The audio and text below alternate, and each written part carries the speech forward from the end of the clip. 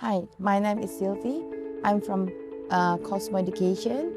Our company is located in Jakarta, Indonesia, and I'm the director of Cosmo Education. I have been in this in education industry for almost 25 years. I think maybe more than that. I was involved in this industry because I worked for an education agency last time before I set up my own company.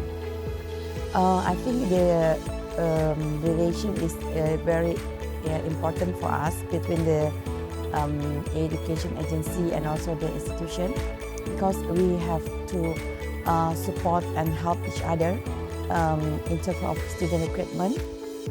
So the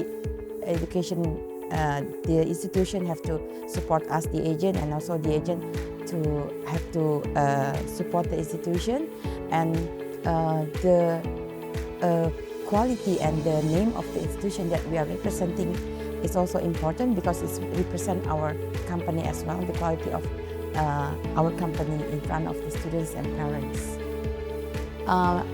This is a great event, and I hope that NET24 will be able to do it again next year in Indonesia, because this will give opportunity for us to know about institution in Europe, especially because for our market, European is a new market for us.